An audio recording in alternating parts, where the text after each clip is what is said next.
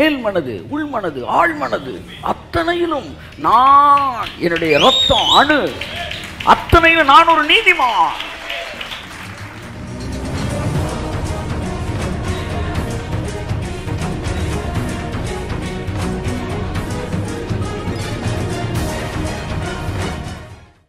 சிலர் பாருங்க எப்பவுமே சின் கான்சியஸ்லேயே இருப்பாங்க. தாங்க செஞ்ச பாவத்தை யோசிப்பாங்க, இல்லை மற்றவங்க செஞ்ச பாவத்தை யோசிப்பாங்க, இல்லை மற்றவங்க சொல்லி கொடுத்தது வழியாகவே ஒருத்தனை பார்த்துக்கிட்டே இருப்பாங்க. கடைசி என்ன சரிதானா எங்கே எங்கே இருக்கேன் எங்கே இருக்கேன்ற ஒரு மனநிலைக்கு வருவாங்க. என்னப்பா எதுவும் கேட்கல, இல்லை நான் இப்போ வேற ஒரு வேர்ல்டில் இருந்தேன். அப்போ உங்களுடைய உணர்ச்சி, உங்கள் உணர்வு அதை எதெல்லாம் டேமேஜ் பண்ணுதோ அதெல்லாம் அனுமதிக்காதீங்க. இன்னைக்கு உங்கள்கிட்ட சுத்த மனசாட்சி என்கிற தலைப்பில் பேச விரும்புகிறேன். இப்போதான் பேச விரும்புகிறீங்களான்றீங்களா? எதுக்கு இந்த கான்சியஸ்? இதை பற்றி எதுக்கு நீங்கள் இவ்வளோ யோசிக்கணும்? என் அன்புக்குரியவர்களே, நீதிமான் என்கிற உணர்வு அங்கே தான் வந்து உட்காருது. அந்த நாட்களில் பிசாசை பார்த்து தைரியமாக துரத்துனாங்கன்னா நீதிமான் என்கிற அறிவு மட்டுமல்ல, நீதிமான் என்கிற உணர்வு. ஆனால் முதலாவது தேவையானது நீதிமான் என்கிற அறிவு. ஏனென்றால் உங்களுடைய உணர்வானது எல்லா அறிவோடு, அப்படிதான் பைபிள் சொல்லுது, சகல அறிவோடு உங்கள் உணர்வு என்ன செய்யணும்? பெருகணும். அப்படிதான் சொல்லுது. Feelings it is established by the knowledge.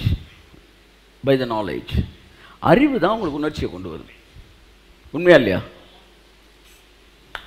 உண்மையா இல்லையாங்க?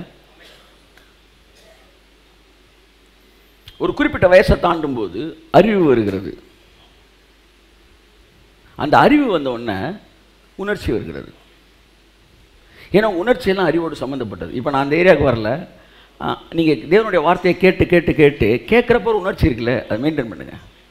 அது வந்து உங்களுக்குள்ள இன்னும் பெருகிறதுக்கு இடம் கொடுங்க. ஜோம் பண்ணும்போது மதியம் ஜோம் பண்ணேன், நீதிமான் உணர்வோடு அப்படி ஒரு தூக்கத்தை போட்டேன். தூங்கி எந்திரிக்கும் போது அந்த உணர்ச்சியை காணோம். கர்த்தர் சொன்னார், எப்படி இருக்குன்னாரு. இப்படி தான் நான் தூங்கி எந்திரிச்சேன். அப்போ பார்த்து காற்று கடல் அடிச்சுக்கிட்டு இருந்துச்சு. உடனே எந்திரிச்சு காற்று எறையாதே, கடல் அமைதியிலாரு நான் சொன்னேன்னா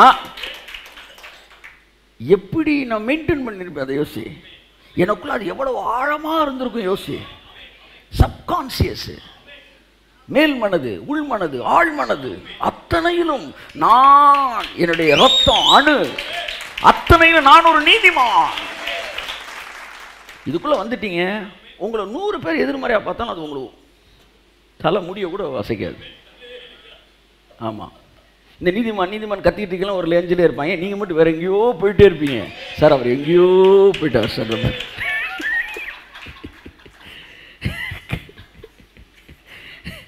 எங்கேயோ போயிட்டீங்க சார். ஏன்? எது சார்? எது சார்? நீதிமான் என்கிற உணர்வு. இந்த உணர்வு வருவதற்கு உங்களுக்கு அறிவு வர வேண்டும்.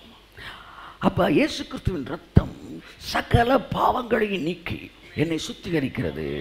அல்லது வந்து அவர்தாமே என்னுடைய பாவங்களை ஏற்றுக்கொண்டு என்னுடைய நோய்களை சுமந்தார், எனக்கு சமாதானத்தை உண்டு பண்ணும் ஆக்கினே அவர் மேல் வந்தது, அவருடைய தழும்புகளால் எல்லா பாவ வியாதிகளிலிருந்து நான் சுகமானேன். நான் அன்று நீதி செய்ததான் நீதிமான் அல்ல, கிறிஸ்துவுக்கு முன்னாடி, கிறிஸ்துவுக்கு பின்னாடி பாவம் செய்வதான் பாவி அல்ல. நீங்கள் நீதிமான்ங்கிற, நான் என்ன சொல்ல வரேன்னா, உங்கள் இந்த நீதிமான்ற உணர்வை எப்படி நீங்கள் மெயின்டைன் பண்ணுற ஒரு விஷயத்தை சொல்லிட்டு நான் போகிறேன்.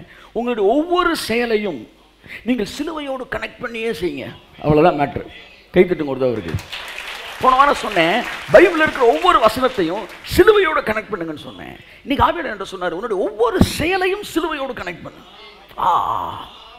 நீதிமான் என்ற உணர்வு வேறு விட்டும் எடுத்து எழும்பும்.